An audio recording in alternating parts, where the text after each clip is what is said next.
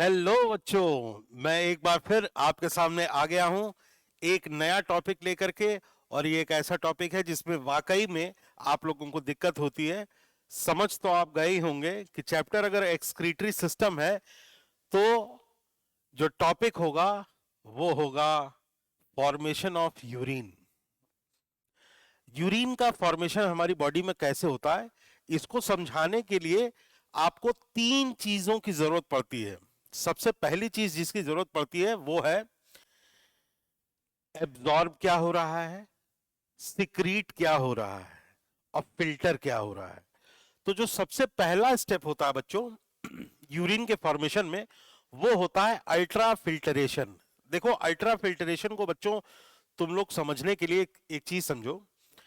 It is filtration under pressure. जैसे आप एक प्याला लो, उसमें चाय की छलनी और चाय डालो उसमें, तो क्या होता है, चाय जो है फिल्टर होकर के चली जाती है कप में। सही। अब आपको करना क्या है, याद रखिएगा। अब इसमें आपको करना क्या है, चम्मच से जो बची हुई चाय की पत्ती है ना, उसको और दबाइए। जब उसको और दबाएंगे तो you are creating a pressure, and due to that pressure, that extra pressure which you are applying, what is happening, थोड़ी सी और चाय जो है वो प्याले में चली जाती है। ठीक बात है। अब इसमें तीन चीजें अगर आप समझ गए, इस चाय के छलनी, कप और चाय से अगर आप इस चीज को समझ जाएंगे तो मतलब you will have a very bright idea about कि हो क्या रहा है हमारी किडनी के अंदर, how this filtration is actually working. अच्छा, मुझे ये बताओ तुम लोग, जैसे मान लो वो प्याला है, कप कप है, प्याला आप क्या ही, चलिए ठीक है। उसमें जब आपने प्रेशर लगाया, उसमें जब आपने प्रेशर लगाया, तो अगर चाय की पत्ती उस छलनी में ज्यादा होगी तो क्या होगा। जब आप एक्सेस प्रेशर लगाते हो तो ज्यादा चाय की पत्ती रहती है, तब प्रेशर कम लगता है नीचे की ओर। इसीलिए क्या करते हैं चाय बनाने वाले, वो चाय की जो बची हुई पत्ती है उसको फेंक करके फिर नई चाय छानते हैं। यानी जो बची हुई चाय की पत्ती छलनी में बची हुई है वो फिल्टरेशन होने नहीं देती। तो हम ऊपर से प्रेशर लगाते हैं और बची हुई चाय की पत्ती नीचे से प्रेशर लगाती है ऊपर की ओर। तो उसका जो नेट प्रेशर होता है उसी से फिल्टरेशन होता है। अगर ये दिमाग में कंसेप्ट है तो आओ इस कंसेप्ट के साथ ही अपनी पहली स्लाइड शुरू करता हूं मैं आपके लिए। Mechanism of urine formation. सबसे पहले आप देखेंगे कि एनसीईआरटी में दिया हुआ है कि 1/5 of the total cardiac output की बात की है। कार्डियक आउटपुट जो कि strokes volume into heart rate होता है, 70 × 72, वो लगभग 5 लीटर होता है।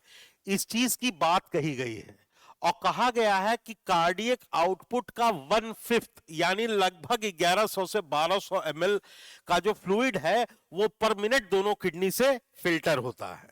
ऐसा कहती है एनसीईआरटी। जब आप पढ़ेंगे, या अभी मैं आपको स्लाइड में दिखाता हूं, वो चीज वहां पे मेंशन्ड है।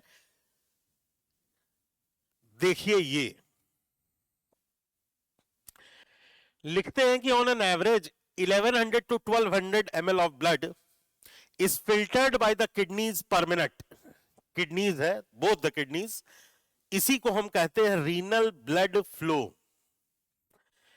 एक सिंपल सा कैलकुलेशन है, आइए उसको करके देखते हैं। लिखा तो यहां पर बहुत कुछ है, लेकिन मैथमेटिक्स थोड़ा बहुत भाई हम बायोलॉजी वाले भी जानते हैं। आइए देखते हैं कैसे कर रहे हैं। कहते हैं कि अगर 5 लीटर, थोड़ी सी हमारी जो निब है इसको हम हल्का पतला करें, 5 litre of blood is equal to cardiac output. ठीक, ये हो गया साहब हमारा कार्डियक आउटपुट। अब एनसीईआरटी कहती है कि 1/5 ऑफ कार्डियक आउटपुट यानी लगभग 1100 से 1200 ml, this is the renal blood flow. यानी दोनों किडनीज में लगभग 1100 से 1200 ml का ब्लड जो होता है वो प्रति मिनट फ्लो करता है। अब सर्कुलेटरी सिस्टम में जाइए, जहां पे ये लिखा हुआ था कि ब्लड का 55%, ब्लड का 55%, 55% जो होता है वो होता है प्लाज्मा। तो अगर 1100 से 1200 ml रीनल ब्लड फ्लो है तो रीनल प्लाज्मा फ्लो कितना हो जाएगा? 55% of this approximately comes out to be 650 ml, which is referred to as renal plasma flow. अभी तक क्लियर हुआ? मतलब कार्डियक आउटपुट का कर दिया 1/5 जैसा कि एनसीईआरटी ने लिखा था, तो हो गया रीनल ब्लड फ्लो जो कि लगभग 1100 से 1200 ml का था। और सर्कुलेटरी सिस्टम का स्टैटिस्टिक्स माने तो उस ब्लड का 55% प्लाज्मा होता है, तो 1100 से 1200 ml का लगभग 55% कर दिए, तो it approximately comes out to be 650 ml of renal plasma flow. अब रीनल प्लाज्मा फ्लो का 1/5 जो होता है वो फिल्टर होता है। 1/5 of the renal plasma flow, तो इसका 1/5 करिए, 1/5 of 650 ml, it comes out to be 125 ml। और ये जो 125 ml आपने कंप्यूट किया है बच्चों प्रति मिनट, इसी को कहते हैं GFR, ग्लोमरुलर फिल्टरेशन रेट। ये इसकी कैलकुलेशन है। ये स्टेप नंबर 1 हो गया, ये स्टेप नंबर 2 हो गया, और ये स्टेप नंबर 3 हो गया। इस 3 स्टेप से आप ग्लोमरुलर फिल्टरेशन रेट को निकाल तो सकते ही हैं, साथ में इस डेरिवेशन से आपको यह भी पता चल जाता है कि जीएफआर किन किन वैल्यूज पे डिपेंड कर सकता है, कब जीएफआर कम हो जाएगा, कब जीएफआर ज्यादा। ये एक बहुत, मतलब मैं क्या ही कहूं आपसे, ये इतना अच्छा इन्फरेंस है। अगर ब्लड प्रेशर कम हो जाए तो भी जीएफआर कम हो जाएगा, अगर ब्लड वॉल्यूम कम हो जाए, रीनल ब्लड फ्लो कम हो जाए, तो भी जीएफआर कम हो जाएगा। यदि प्लाज्मा का कंटेंट ब्लड में कम हो जाए, यानी ब्लड ज्यादा विस्कस हो जाए, तो भी जीएफआर कम हो जाएगा।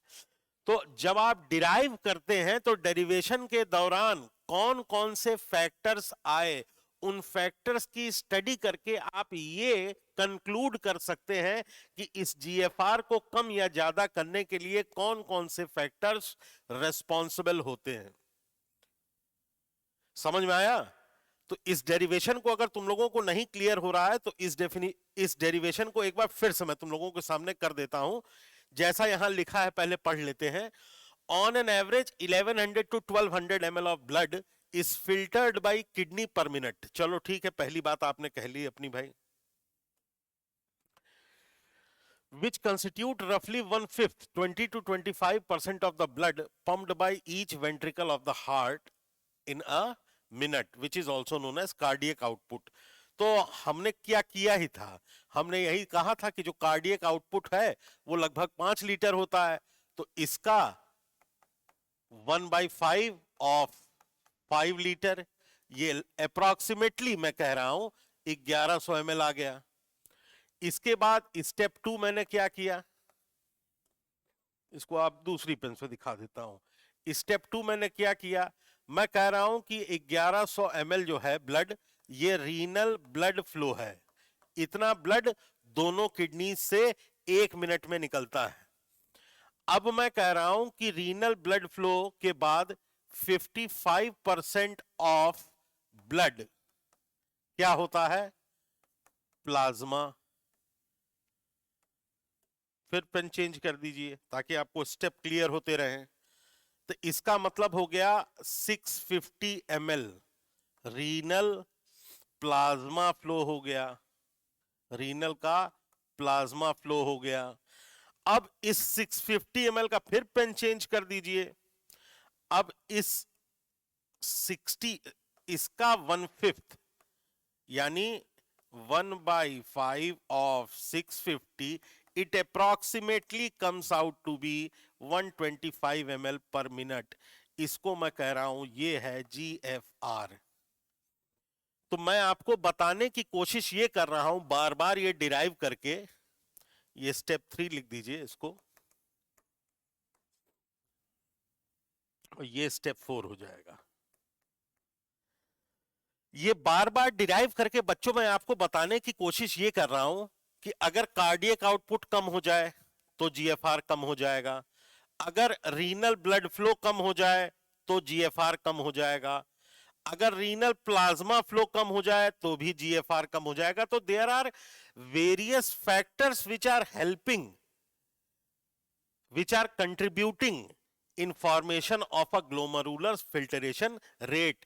तो आप यूं ही एनसीईआरटी को मत पढ़ लीजिए कि ठीक है ऐसा है, इस पर सवाल बनते हैं कि मान लीजिए किसी व्यक्ति का ब्लड प्रेशर बढ़ गया या किसी व्यक्ति का ब्लड प्रेशर घट गया तो उससे आपके जीएफआर पर क्या इफेक्ट पड़ेगा, या आपसे यह पूछ लिया गया कि किसी पर्टिकुलर पेशेंट है उसका जो ब्लड का कंसंट्रेशन है वो उसकी जो विस्कोसिटी है उसके में चेंज आ गया, जैसे एल्ब्यूमिन का कंसंट्रेशन बढ़ गया। एनसीईआरटी में एल्ब्यूमिन दिया हुआ है कि वो ब्लड के कोलिडियल ऑस्मोटिक प्रेशर को बढ़ाता है। तो अगर ब्लड में उस प्रोटीन की मात्रा बढ़ गई तो जीएफआर कम हो जाएगा क्योंकि विस्कोसिटी ब्लड की बढ़ गई। अब ये सारे जो पैरामीटर्स लिखे हैं बेटा ये एनसीईआरटी में ही लिखे हैं, फिजियोलॉजी के अलग अलग चैप्टर्स में लिखे हुए हैं। तो उनको समेट करते हैं हम लोग, उसको समअप करते हैं। ये कंटेम्पररी वे ऑफ टीचिंग नहीं है कि दखियानूसी तरीकों से पढ़ाते रहेंगे और लाइन का लाइन पढ़ा के बच्चे को प्रोटोटिपिकल स्टीरियोटाइप बना देंगे, बिल्कुल नहीं। बच्चा, तुम लोग बच्चे सजग रहो, तुम लोगों का शोषण नहीं होने दूंगा मैं। आओ देखते हैं। तो आपको यह समझ में आया कि किस तरह से इन 3 स्टेपों से आप क्वेश्चन कैसे बना सकते हैं। ठीक, रीनल प्लाज्मा फ्लो के कम होने से, ब्लड की विस्कोसिटी बढ़ने से, या फिर कार्डियक आउटपुट के कम होने से, या बीपी के कम होने से क्या प्रॉब्लम्स हो सकती है हमारे जीएफआर में। हार्ट के पेशेंट्स की अमूमन किडनी जो होती है वो दिक्कत करती है, उसका रीजन यही है।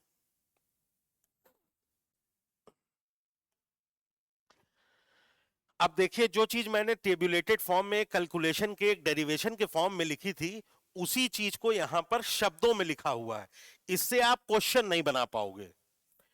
And this blood is about 650 ml। ये आपको पता है कि ये जो ब्लड है ये 650 ml होता है, ठीक है। This is about 650 ml and this is the renal plasma flow. जैसा कि लिखा हुआ है ये क्या है, रीनल प्लाज्मा फ्लो हो जाता है। About 20% of the blood plasma, जैसा कि मैं आपको बता रहा था 1/5 का मतलब ही 20% होता है। About 20% of the blood plasma is filtered by all the nephrons. तो 650 ml का 20% निकाल लीजिए या 1/5 ऑफ 650 कर लीजिए of both the kidney in a minute. This is 125 ml which is known as glomerular filtration rate. वो डेरिवेशन फॉर्म था, ये रिटन फॉर्म है। रिटन फॉर्म में आप इस तरह के पैराग्राफ में कभी भी डिराइव नहीं कर पाओगे कि क्वेश्चंस क्या पूछे जा सकते हैं, लेकिन जो मैंने करके दिखाया आपको 3-4 स्टेपों में, इससे आपको यह पता चल गया कि what are the factors which influence the filtration rate of the glomerulus. याद रखिएगा।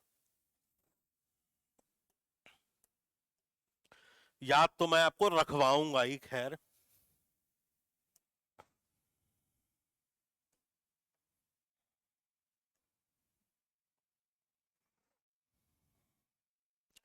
The amount of filtrate formed by each kidney per minute is known as glomerulus filtration rate. इसकी डेफिनेशन हो गई। याद क्या रखना है इसमें, बाय द किडनीज है S, both the kidney, not from a single kidney. बच्चा कंफ्यूज भी हो सकता है, हर छोटी बड़ी चीज का ख्याल रखा जाएगा हमारे यहाँ विज्ञान पथ पर। The GFR in a healthy individual is approximately 125 ml per minute, that is 180 liters per day। 180 litre per day का छनना है। अब मजे की बात है, एनसीईआरटी लिखती है कि about 99% of this filtrate is reabsorbed by the body। तो आप सोचिए, पहले छनने में एनर्जी लग रही है, पहले फिल्टर होने में एनर्जी लग रही है, फिर एब्जॉर्प्शन में भी एनर्जी लगेगी, सब कुछ एक्टिवली एब्जॉर्ब हो जाएगा। ठीक, तो फिल्टरेशन फ्रैक्शन का एक छोटा सा वैल्यूएशन दिया है, ये उन बच्चों के लिए है जो कि थोड़ा सा ज्यादा जानना चाहते हैं, कुछ नहीं, जीएफआर अपॉन आरपीएफ है, ये अप्रोक्सीमेटली 1/5 आता है, ये 1/5 आएगा। इसको फिल्टरेशन फ्रैक्शन कहते हैं। एक इंफॉर्मेशन है जो कि मैंने आप तक पास आउट कर दी।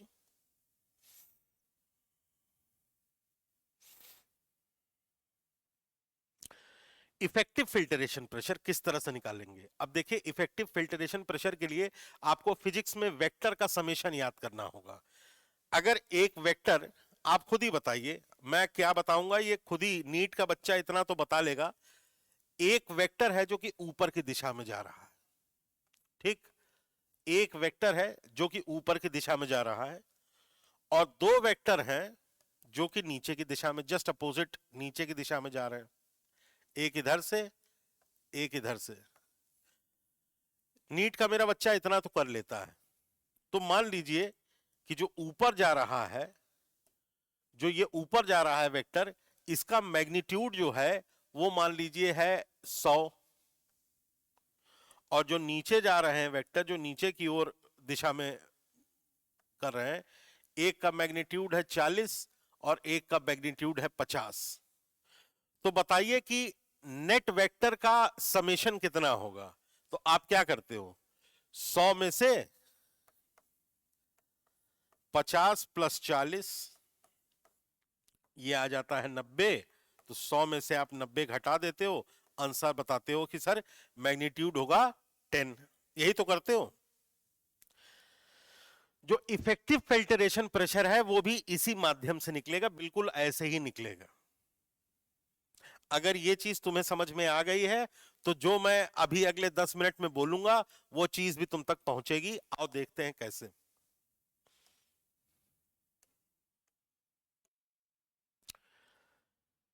तीन तरह के वेक्टर्स के नाम यहां दिए हुए हैं। सबसे पहला है glomerular hydrostatic pressure. Glomerular hydrostatic pressure ये नीचे की ओर इस दिशा में होता है। कैप्सुलर हाइड्रोस्टैटिक प्रेशर ये ऊपर की दिशा में होता है। ब्लड कोलिडियल ऑस्मोटिक प्रेशर ये भी ऊपर की दिशा में होता है। समझ में आई बात? दो वेक्टर ऊपर की दिशा में है, एक वेक्टर नीचे की दिशा में है। नेट फिल्ट्रेशन प्रेशर आपको निकालना है। आपको बहुत अच्छे से समझ में आ रहा होगा कि हमें करना क्या है। अब इस चीज को समझने के लिए, इस पर्टिकुलर चीज को समझने के लिए बच्चे, मैं एक डायग्राम बनाऊंगा और उस डायग्राम में तुम लोग स्वतः खुद ही ये डिसाइड करो कि डॉक्टर साहब कहना क्या चाह रहे हैं। देखो, मैंने यहां से बनाई एक ऐसी आर्टरीरियोल,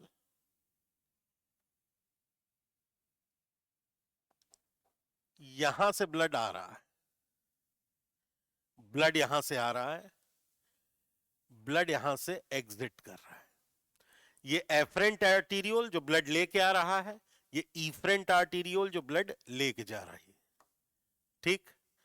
बीच में ये ग्लोमरुलस है, ये ग्लोमरुलस है, ठीक।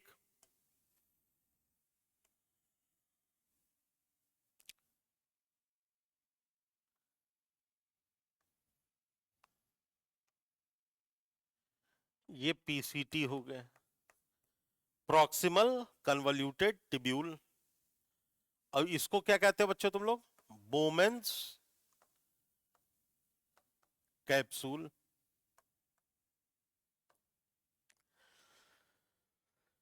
ध्यान देने योग्य बात क्या है इसमें? अब मैं वेक्टर लाइंस को दिखाऊंगा। तो जो ग्लोमरुलर हाइड्रोस्टैटिक प्रेशर है, अब मैंने जब लेक्चर की शुरुआत में तुमको एक एग्जाम्पल दिया था, याद करो बच्चों, चाय की छलनी वाला। समझ लो ये चाय की छलनी है, और जो चम्मच का प्रेशर था वो ये प्रेशर है, ग्लोमरुलर हाइड्रोस्टैटिक प्रेशर। यानी वो प्रेशर लगेगा इस दिशा में नीचे। ये चाय की पत्ती से चाय को निकाल करके फिल्टर करना चाहेगा। This is the hydrostatic pressure. वो कैसे क्रिएट हुआ है ये हाइड्रोस्टैटिक प्रेशर, ये मैं बता देता हूं। देखिए जो लेके आने वाली आर्टरी का ल्यूमेन है, उसका जो डायमीटर है वो बड़ा है, ज्यादा ब्लड आ रहा है। लेकिन जो लेके जाने वाली आर्टरी है, इसका ल्यूमेन जो है वो छोटा है, तो जा कम पा रहा है, आ ज्यादा रहा है।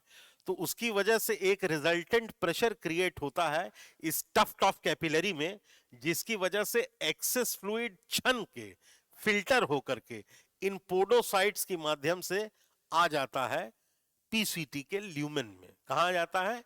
पीसीटी के ल्यूमेन में आ जाता है। लेकिन यही एक फोर्स तो है नहीं जो कि खाली लग रही है, इसके अलावा दो तरह की फोर्सेस और हैं। कैप्सूलर हाइड्रोस्टैटिक प्रेशर, दूसरे प्रेशर की नाम ले। कैप्सूलर हाइड्रोस्टैटिक प्रेशर बेटा बची हुई चाय की पत्ती है उस छलनी में, जितनी ज्यादा चाय की पत्ती बचेगी छलनी में, उतना ज्यादा ये ऊपर की ओर इफेक्ट लगाएगी, छनने नहीं देगी चाय को। तो इसका डायरेक्शन ऊपर की ओर होता है। भाई ज्यादा चाय की पत्ती रहेगी तो छनेगा कम, और कम चाय की पत्ती होती है तो छनाई होती है ज्यादा। ये तो आपने प्रैक्टिकली करके देख रखा है, देख रखा है ना। अरे भाई एक चाय की छलनी लीजिए, उसमें चाय छानिए, एक में ज्यादा चाय की पत्ती है, एक में कम, तो किसमें ज्यादा चाय ज्यादा छनेगी? जिसमें कम पत्ती है ना। तो जैसे जैसे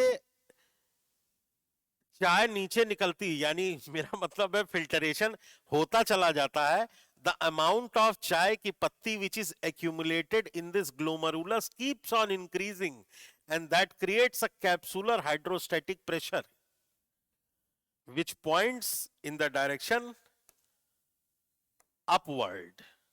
ये ये upward। तो एक वेक्टर नीचे है, एक वेक्टर ऊपर है, दो की बात हो गई। तीसरा है blood colloidal osmotic pressure. Colloidal osmotic pressure को कैसे समझाया, बताया जाए भाई? कौन, क्या बच्चा, अब उस चाय में हम लोग क्या मिला दें? कुछ मिला दिया जाए। मान लीजिए कि एक पतली चाय है, वो जल्दी छनेगी कि गाढ़ी चाय? ये बता दो हमें। चाय चाय एक गाढ़ी चाय है, पूरे दूध की चाय है, और एक है एकदम पानी वाली चाय, तो कौन जल्दी छनेगी? पानी वाली चाय। जो पतली है वो जल्दी छन जाएगी। तो जो कोलॉइड्स होते हैं ये चाय को गाढ़ा बना देते हैं। तो चाय जब गाढ़ी हो जाती है तो उसके छनने में अवरोध, रेजिस्टेंस पैदा करते हैं। ये कोलॉइड्स, ये बेसिकली प्रोटीन्स ही होते हैं। तो इनका भी जो डायरेक्शन होता है वो क्या होता है? ऊपर की ओर। तो बस आप समझ जाइए, ग्रीन और येलो वाले जो एरोज हैं वो ऊपर की ओर हैं, और ब्लैक वाला एरो नीचे की ओर है। नेट फिल्टरेशन प्रेशर कैलकुलेट करना है तो आप कर नहीं लेंगे। समझ में आ गई बात?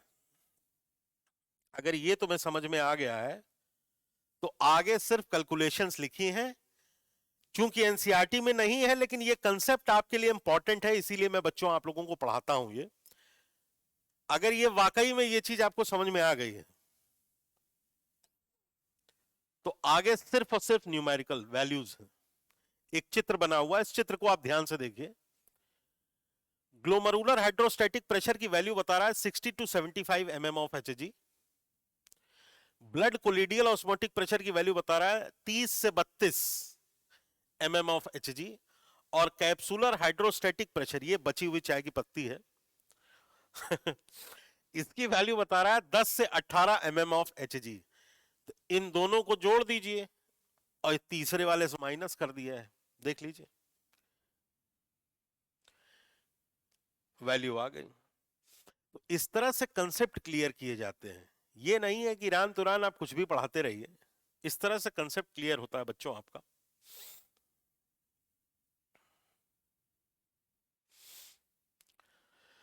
अब हम आ जाते हैं अपनी नेक्स्ट स्टेप पर। सबसे पहले हो गया फिल्टरेशन, यूरिन फॉर्मेशन के स्टेप में सबसे पहले फिल्टरेशन। फिल्टरेशन के बारे में आपने साफ पढ़ लिया। अब है टिब्यूलर रीएब्जॉर्प्शन, जो कि 99% of the total filtrate is reabsorbed and that too actively. आइए देखें, इस बारे में एनसीईआरटी का क्या कहना है? A comparison of the volume of the filtrate formed per day 180 liters with that of urine released only 1.5 liter suggests that nearly 99% of all the filtrate has to be reabsorbed by the renal tubules. This process is known as reabsorption. भाई 180 litre कैसे निकला था ये? 180 litre भाई 125 ml पर minute था ना, तो इंटू 60 इंटू 24, सोचिए पर मिनट को पहले आप आवर में चेंज करिए, फिर आवर को 24 घंटे से मल्टीप्लाई करिए, तब निकल के आएगा कि साहब 180 लीटर पर डे इतना अल्ट्रा फिल्टरेशन हो रहा है। लेकिन इसका आउटपुट कितना है? शरीर से हम बाहर कितना निकालते हैं? Only 1.5 litre. तो this suggests that 99% of all the things which were filtered is reabsorbed. वो जो कप है आप उसको मान सकते हैं कि वो है बोमेंस का कैप्सूल, उस कप को आप मान सकते हैं। तो वो कप पूरा का पूरा रीएब्सॉर्ब कर लेता है, जरा सी यूरिन निकलती है, ठीक है।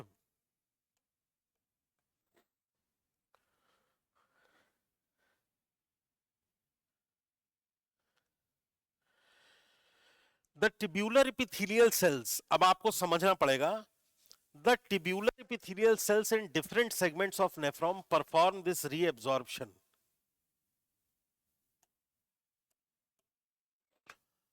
performs this reabsorption either both active and passive mechanism. तो अब ट्यूबुलर एपिथेलियल सेल्स का नाम दे दिया। तो at this point of time आप तुरंत अपना स्ट्रक्चरल ऑर्गेनाइजेशन में पुरानी एनसीईआरटी से टिश्यू रिवाइज करिए। कैसे टिश्यू रिवाइज होगा भाई? ये आपने बना दिया बोमेंस कैप्सूल और ये कर दिया कन्वर्जन, फिर लूप ऑफ हेनली बना करके, फिर डीसीटी में थोड़ा कम कन्वर्जन्स होते हैं और ये बना दिया आपने कलेक्टिंग डक्ट। तो यहां पर होती हैं बेटा ये स्क्वायमस एपिथेलियल सेल्स हैं, इनको पोडोसाइट्स कहते हैं। ये बहुत ही इंट्रिकेट मैनर में, ऐसे मान लीजिए पाइप है, पाइप के ऊपर मान लीजिए पाइप है, इसके ऊपर इस तरह से रहती हैं, ऐसे एक बहुत ही इंट्रिकेट मैनर में ये पोडोसाइट्स नामक स्क्वायमस एपिथेलियल सेल्स। याद रखिएगा जहां कहीं भी डिफ्यूजन होगा वहां पर स्क्वायमस एपिथेलियल सेल होगा। फिर आप निकल आते हैं, यहां पे लिख लीजिए कि सिंपल स्क्वायमस एपिथेलियम, ठीक, जिनको कि पोडोसाइट्स कह दिया। इसके बाद आप आ जाते हैं पीसीटी में। तो पीसीटी में cuboidal epithelium, simple cuboidal epithelium, और इसमें क्या रहेगी? Microvilli, microvilli, simple cuboidal epithelium, ये है पीसीटी में। पीसीटी में क्यूबॉइडल हो गए। फिर हम आ जाते हैं लूप ऑफ हेनली में।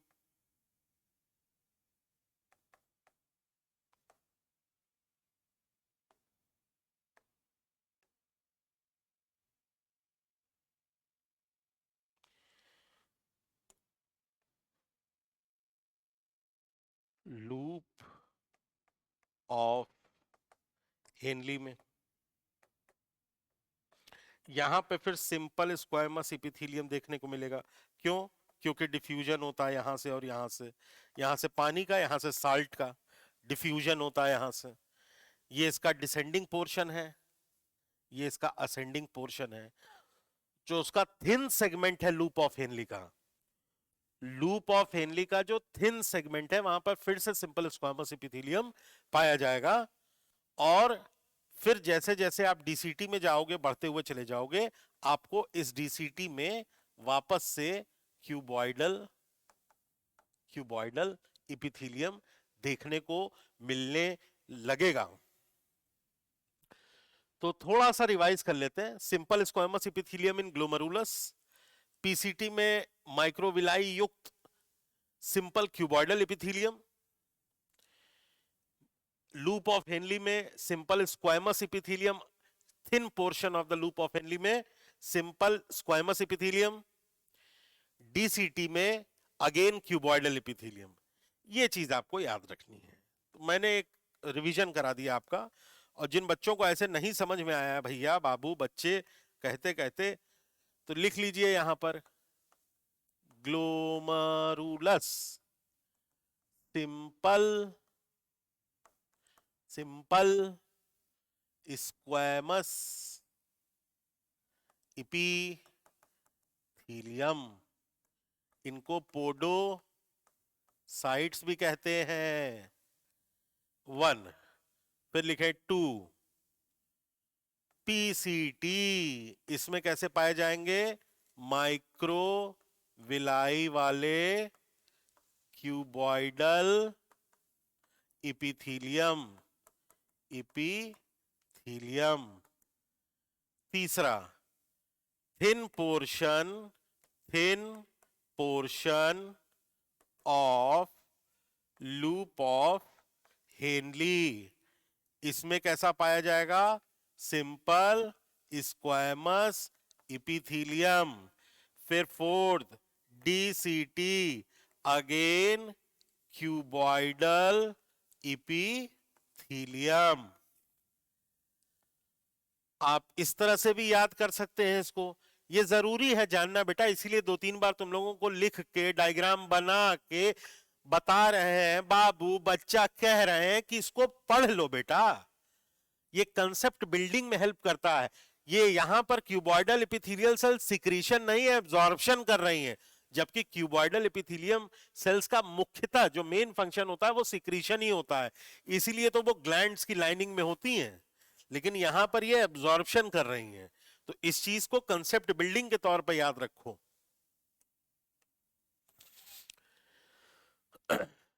अब लिख रहा है for example the substance like glucose, amino acid and sodium in the filtrate are reabsorbed actively। फिर देखिए अब यहां पे एक्टिव पैसिव का खेल चलेगा।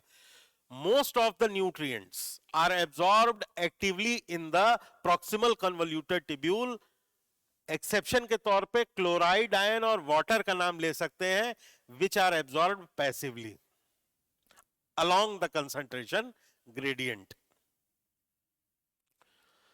whereas nitrogenous waste are absorbed by passive transport। Nitrogenous waste का एब्जॉर्प्शन पैसिव ट्रांसपोर्ट के माध्यम से होता है, अलोंग द कंसंट्रेशन ग्रेडियंट होता है। याद रखिएगा नाइट्रोजनस वेस्ट जैसे कि यूरिया है, क्रिएटिनिन है, यूरिक एसिड है, इन सब चीजों का जो एब्जॉर्प्शन होगा वो पैसिव होगा। ठीक, आइए नेक्स्ट स्लाइड को शुरू करने से पहले बच्चों समझ में आ रहा नहीं है चीजें, किस तरह से मैं रीएब्जॉर्प्शन पे आ गया हूं अब धीमे धीमे करके। सबसे पहला पकड़ते हैं पीसीटी। पीसीटी में किस तरह के सवाल बनेंगे? नीट की परीक्षा देने के लिए बैठे हैं और इस समय वीडियो देख रहे हैं डॉक्टर अभिषेक सिंह का विज्ञान पथ के प्लेटफॉर्म से, तो आइए एक एक करके डिस्क्राइब करते हैं। सबसे पहला है रीएब्जॉर्प्शन इन पीसीटी। पीसीटी में रीएब्जॉर्प्शन कैसे होता है? PCT is lined by simple cuboidal brush bordered epithelium. मैंने बता दिया था PCT is lined by simple cuboidal brush bordered epithelium. Brush border का मतलब वही विलाई युक्त, which increases the surface area for reabsorption.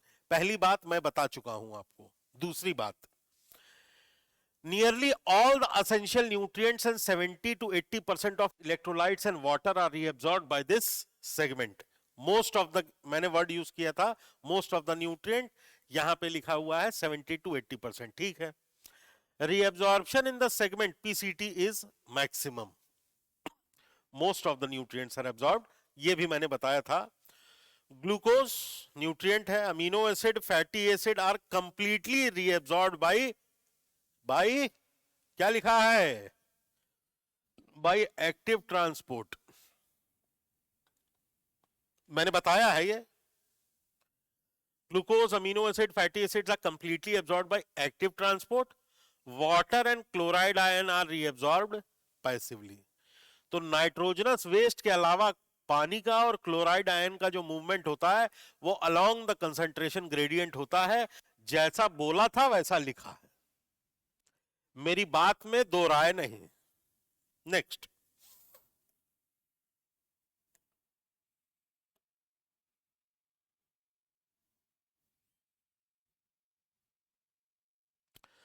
ये देख लीजिए, ये एक चित्र भी ले आया हूं उन बच्चों के लिए जो कि देखना चाहते हैं कि किस तरह से ये रीअब्जॉर्प्शन हो रहा है। देख लीजिए, ग्लोमेरुलस से फिल्टरेट आ रहा है और सेलेक्टिव रीअब्जॉर्प्शन में सोडियम है, अमीनो एसिड है, ग्लूकोज है, they are reabsorbed from the filtrate back into the blood. ये देख लीजिए, सोडियम, अमीनो एसिड और ग्लूकोज, ये ए ए आहा, देख के बच्चों खुश हो जाओ। इसी तरह की चीजें देखते हो तुम लोग और देख करके समझते हो। सबसे पहले लाल रंग से क्या गिरा, कौन है, ये सोडियम गिरा, हरे रंग से ग्लूकोज और पीले रंग से अमीनो एसिड। ये मैंने आपको दिखाने की कोशिश की है कि almost all the nutrients and electrolytes are absorbed in the PCT through active absorption. Active का मतलब होता है जहां एनर्जी लगे, अगेंस्ट द कंसंट्रेशन ग्रेडियंट। ठीक है, आइए नेक्स्ट। अब पीसीटी से उतरे थे, कहां चले जाएंगे, लूप ऑफ हेनली में। Reabsorption is minimum in the ascending limb, जो ऊपर जाने वाली लिम्ब है, जो असेंडिंग लिम्ब है बच्चों, ऊपर जाने वाली लिम्ब का मतलब है असेंडिंग लिम्ब। मतलब ये बात हो रही है, ये बात हो रही है इसकी, याद रखिएगा। The reabsorption is minimum in the ascending limb. This region plays a significant role in the maintenance of high osmolarity of medullary interstitial fluid by absorption of NaCl.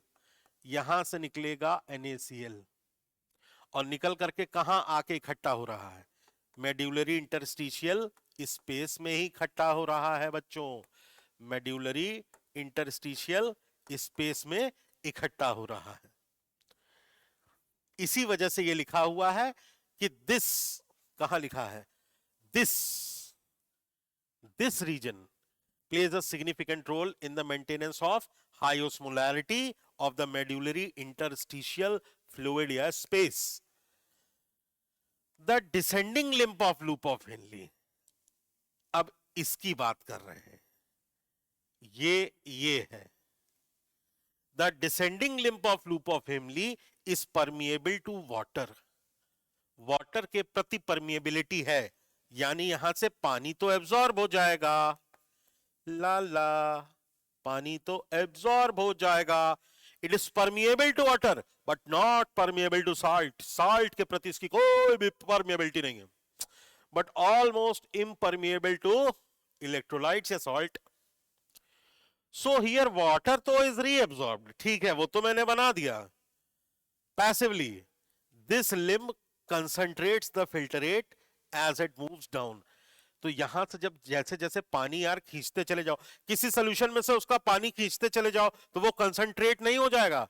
यही चीज कह रहा है, पानी यहां से भी खिंच गया, पानी यहां से भी खिंच गया, यहां से भी पानी खिंच गया, तो जैसे जैसे नीचे जा रहा है जो फिल्टरेट है तो कंसंट्रेट होता चला जा रहा है, बिल्कुल होता चला जाएगा कंसंट्रेट। सही है, और क्या।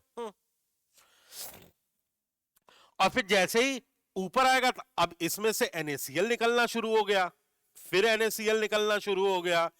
तो अब उसी सॉल्यूट में से जो बचा हुआ फिल्टरेट का पानी खींच लिए, तो ये बन गया कंसंट्रेटेड सॉल्यूशन।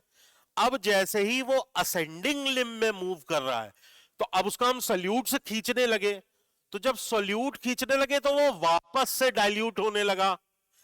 पहले पानी खींच करके कंसंट्रेट किया, फिर सॉल्यूट खींच करके वापस से डाइल्यूट कर दिया।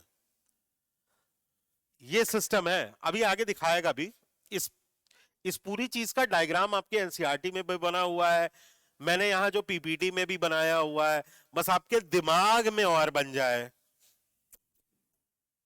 आइए देखते हैं, लेट्स सी, लेट अस सी बच्चे।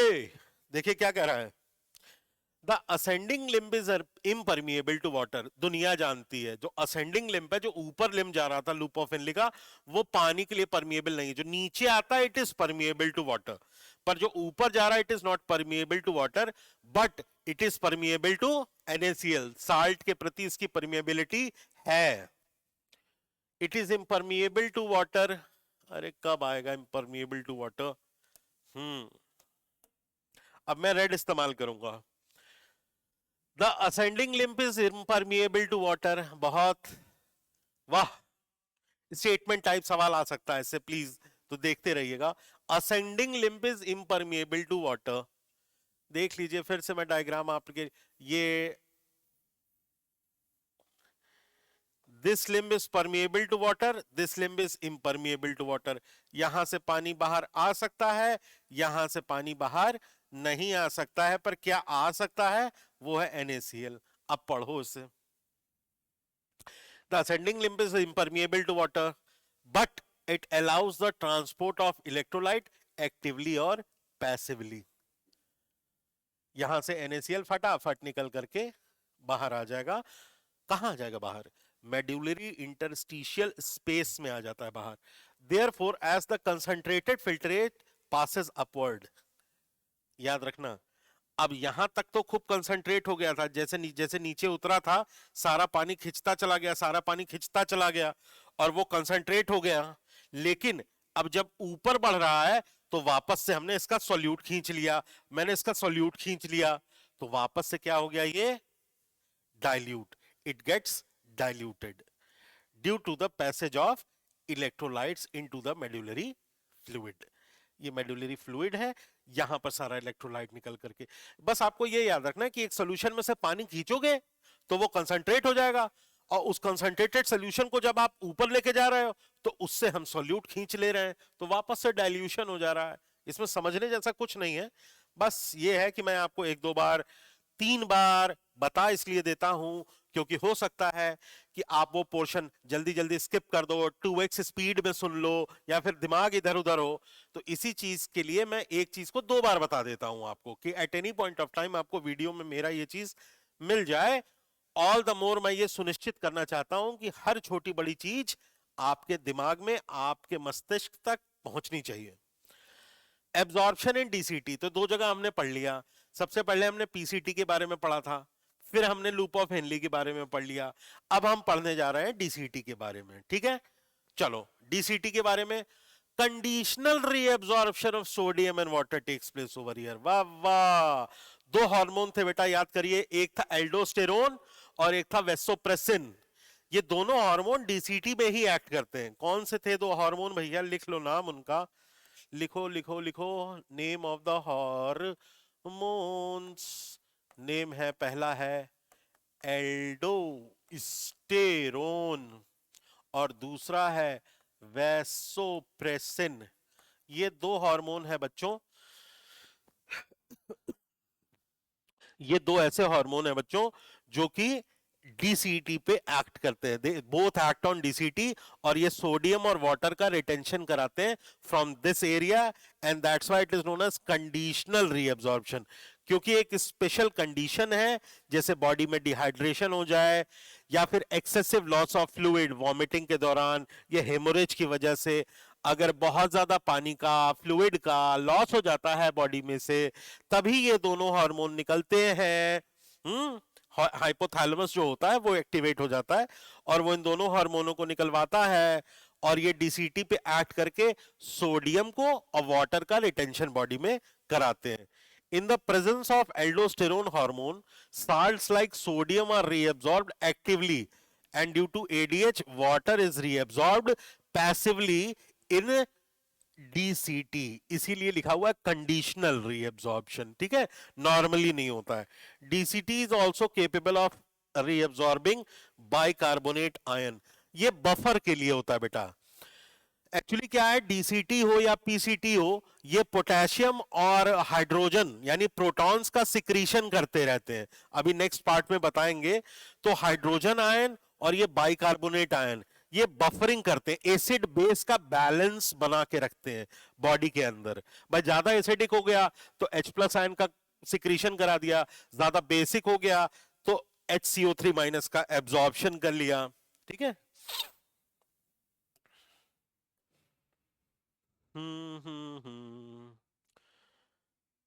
चलो भाई।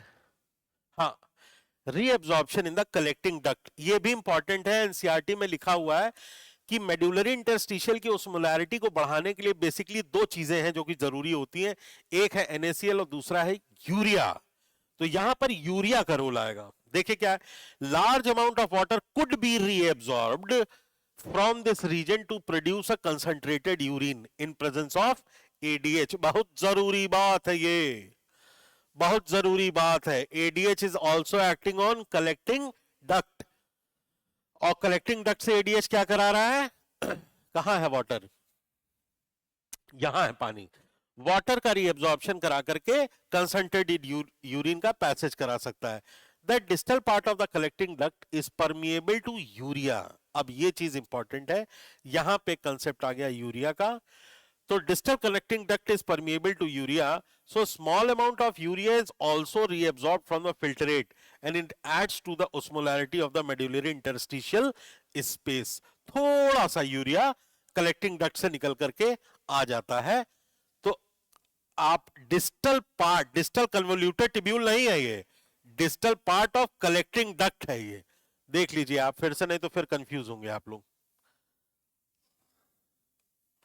ये देखिए, तो distal part of the collecting duct मतलब ये यूरिया निकाल रहा है, ये NaCl निकाल रहा है, ये पानी का रीअब्जॉर्प्शन करता है, ये पानी का रीअब्जॉर्प्शन करता है, ये पानी का रीअब्जॉर्प्शन करता है, ये पानी का रीअब्जॉर्प्शन करता है, ये बाइकार्बोनेट का भी रीअब्जॉर्प्शन करता है,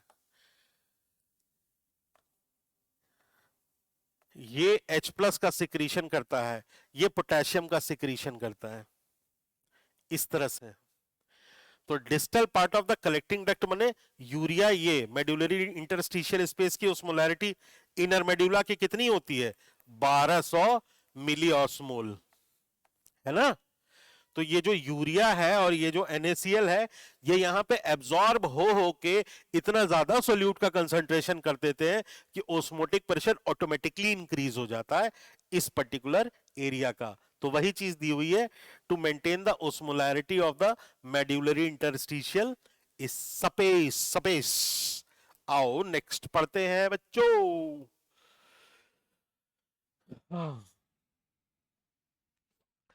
जो डायग्राम मैंने बनाया था वो डायग्राम यहां बना हुआ है, देखो इसमें कुछ नहीं करना, आउटर इनर मेड्यूला है। देखो मेरे प्यारे प्यारे छोटे छोटे बच्चों, बाइकार्बोनेट का रीअब्जॉर्प्शन हो रहा है, NaCl का हो रहा है, H2O का हो रहा है, सारे न्यूट्रिएंट्स का हो रहा है। ये गलत है। अब एनसीईआरटी में ये चीज नहीं दी है कि पोटेशियम का रीअब्जॉर्प्शन पीसीटी में होता है, अब ये नहीं दिया हुआ है। हाँ, सिक्रीशन ऑफ H+ आयन, जितने भी नाइट्रोजनस वेस्ट थे, अमोनिया था, यूरिया था, क्रिएटिनिन थी, सबका पैसिवली।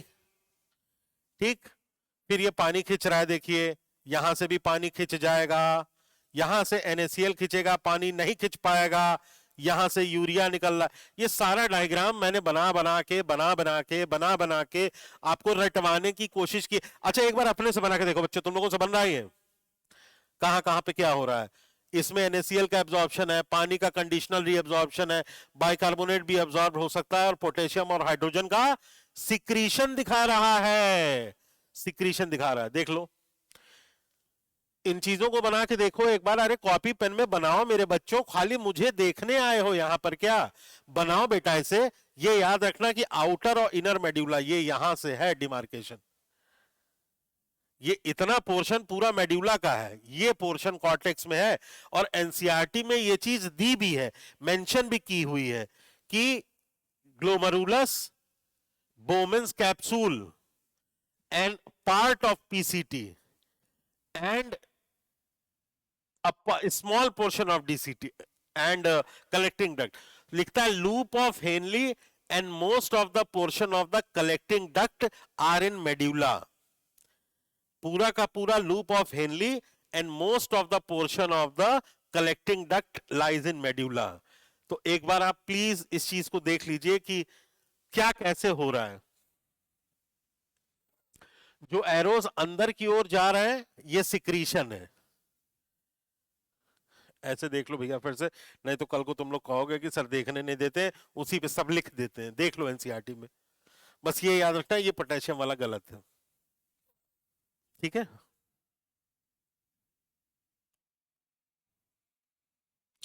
टिब्यूलर सिक्रीशन तीसरा और अंतिम पड़ाव, इसमें बता रहे हैं during urine formation the epithelial cells of the renal tubule secrete excretory products. Excretory product का सिक्रीशन हो रहा है from the end in the peritubular capillaries into the filtrate. तो कौन कौन से हैं? This process of tubular secretion it is a active process.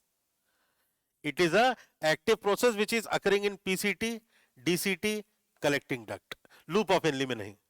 तो टिब्यूलर सिक्रीशन पीसीटी में, डीसीटी में, कलेक्टिंग डक्ट में होता है, लेकिन लूप ऑफ हेनली में सिक्रीशन नहीं होता। In PCT the selective secretion of hydrogen, nitrogenous products like ammonia, potassium का सिक्रीशन होगा, एब्जॉर्प्शन मना किया था। Creatinine, uric acid, drugs, hippuric acid, pigments etcetera occur in DCT. Secretion of DCT में क्या है बेटा? सिक्रीशन में हाइड्रोजन आयन, पोटेशियम आयन और अमोनिया, तीन चीजों का। तो most of the nitrogenous product जो है वो पीसीटी में ही पैसिवली सिक्रीट हो जाते हैं। ठीक, ये देखिए process of tubular secretion it is a active process which occurs in PCT, DCT and collecting duct. तो पीसीटी में जो सिक्रीशन होता है वो भी एक्टिव सिक्रीशन है, ना कि पैसिव। तो selective secretion of hydrogen ion, ammonium, potassium, creatinine, uric acid, drugs, hippuric acid and pigments occur in PCT and that is an active process. DCT में अमोनियम आयन, पोटेशियम आयन और protons का secretion होता है। इसको रटने की कोशिश करिए, रटिए। मैं आपके लिए स्लेट साफ कर देता हूं, रटिए सर।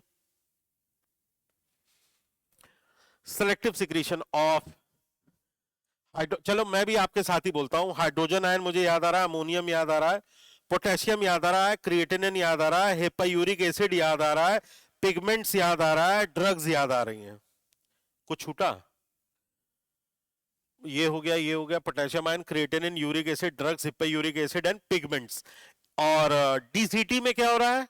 डीसीटी में अमोनियम आयन है, पोटेशियम और प्रोटॉन्स, इन तीन चीजों का सिक्रीशन हो रहा है डीसीटी में। और it is an active process लिखा हुआ है, it is a active process. ठीक,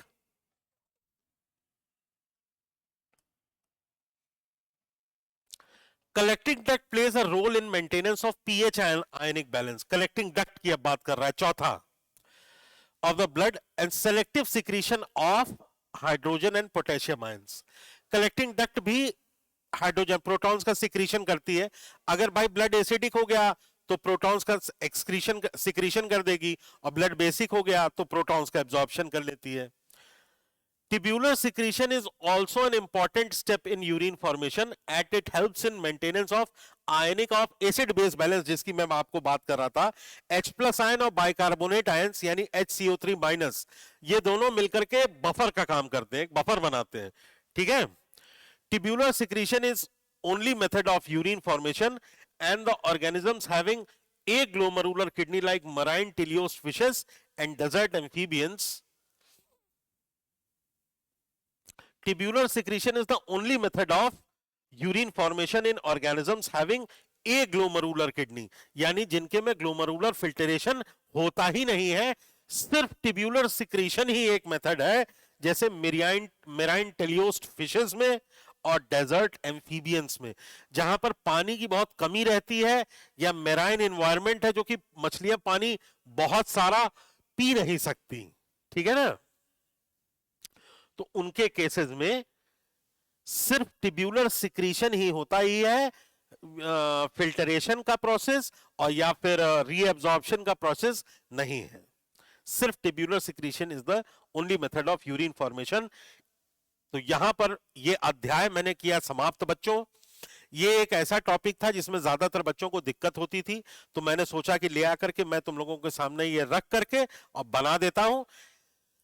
मेरी आशा है और मेरा वादा है कि अगर इस लेक्चर को तुमने धीमे धीमे पूरा समझा तो तुम मैकेनिज्म ऑफ यूरिन फॉर्मेशन के सभी सवालों को कर पाओगे। बस कुछ चीजें हैं जो कि आपको याद रखनी होती हैं, बाकी कंसेप्ट बेस्ड होती हैं। ठीक है बच्चों, तो me doctor Abhishek Singh signing off from today. जय हिंद, जय भारत। ना बहुत ख्याल रखिएगा बच्चों।